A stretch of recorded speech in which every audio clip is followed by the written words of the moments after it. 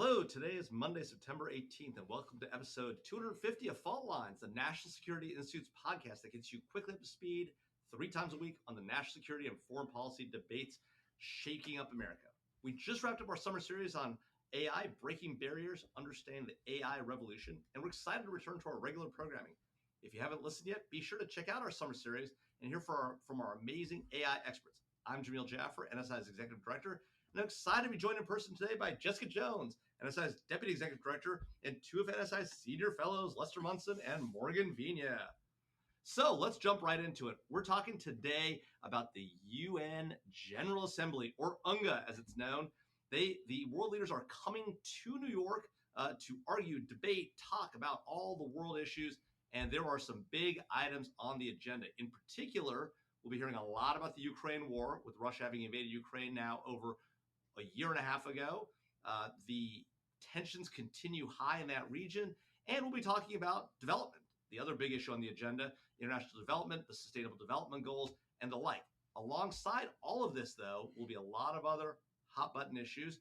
President Biden will be going. A lot of other world leaders may or may not be there. Still TBD, although it looks like it may just be President Biden. He will be meeting, though, I think, with Prime Minister Netanyahu on the sidelines.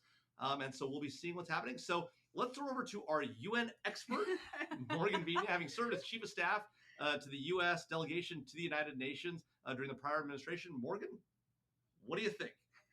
So I think this year the UN General Assembly High-Level Week is going to actually be quite subdued compared to ones the pre-pandemic. Jamil, as you noted, President Biden is going to be the only head of state from the P5, the permanent five on the UN Security Council, to show up. I expect Ukrainian President Vladimir Zelensky to steal a lot of the thunder here. There is going to be a UN Security Council session this week where you'll have President Zelensky and potentially a showdown with Sergei Lavrov in the UN Security Council antechambers. Not likely, but I like to think that there will be. Like they're going to go at each other? I would love to think that they will be, but I think UN protocol will keep them fairly separated. But I think there's a lot going on. Nevertheless, you mentioned the UN Sustainable Development Goals. There will also be Secretary General Guterres will be having a UN Climate Change Summit where this is sort of like the precursor to COP28, in which you'll have a lot of countries bring pledges and commitments to the table. And then, of course, I think you'll also have, there's another, it's called the Summit for the Future. And this is really talks about multilateral modernization.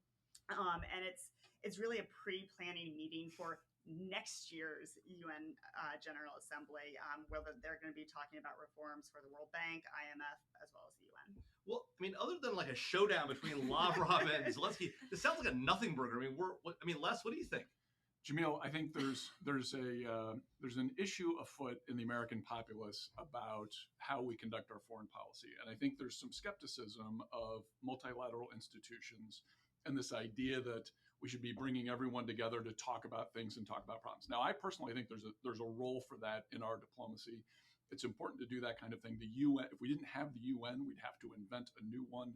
You can get a lot of stuff done this way, maybe not everything, but you can get some stuff done this way. And I'm worried that the British and the French aren't there at the top level. I wonder why they're not there. I understand Macron is hosting King Charles. That seems like a waste of time to me. Even more of a waste of time than the UN General Assembly. He should be at the UN. If the Biden administration wants to demonstrate to the American people that multilateralism can work and these kinds of gab fests can help us get things done for our national interests, have people show up. Why are they not there? This stuff doesn't help make that case for this kind of version of diplomacy. And so I think this is a lost opportunity for the administration. Well, so Jess, is this a problem for the administration? And is it because, they are coming to the U.S., they are coming to New York, but they're not coming here because it's the United States. They're coming here because the UN is here. Is this a failure of the UN itself or the administration Les wants to blame? I was just going to point, that's what I was thinking. Instead of trying to show to the American public, we should be showing to the rest of the world that multilateralism works, right? There are folks with credible, grievances that the UN isn't responding to a whole bunch of other challenges because it's focused on Russia, Ukraine. So you actually have an opportunity for President Biden to discuss famine, climate change, like migration crisis. things that other countries are super worried about don't get attention. Instead of last year's UNGA, which rightly so focused on Russia, Ukraine, you can have other conversations right now. Like Morgan pointed out, this is one of the only forums where all of these small nations that don't get in the door, don't get to play with the big guys, actually are in the room and they get to advocate for themselves. So let them have the floor. Look, the Biden administration brags about a return to normal conduct of foreign policy and that these kinds of gabfests can work. You got to show that it can work. President Biden's the host effectively of this event. Call up Macron, call up Sunak, get them there. Why is he letting them just skip this? I think it's a mistake. Yeah, I think the UN has lost a lot of credibility in recent years. I mean, you take a look at UN peacekeeping operations, they're being drawn down. I know there's one potentially restarting up in Haiti, but for the most part, countries are kind of pushing back against the UN in a number of ways. I mean, for example, you've got a P5 member that literally invaded another sovereign country here. And is getting away with it. Exactly. And it is blatantly getting away with it. I mean, Russia is going to be running for the UN Human Rights Council again this year. And guess what? They're probably going to be voted on, right? So completely undermining the UN General Assembly vote from 2 years ago. So I think, generally speaking, I mean, you also have Iran blatantly violating 2231. Guess what? Those Security Council sanctions, they're going to be lifted. They're going to expire next month. So the UN doesn't have a lot of credibility here to stand on. Well, it needs to build up that credibility because if what, like to Les's point, what's the alternative? BRICS just getting bigger, expanding, and presenting like a mirror, system of which we're not a part of. So it's necessary, even if there's total flaws, and maybe Security Council reform is necessary, or at least a conversation, which is a hot button topic. It's a Pandora's box there, Jess.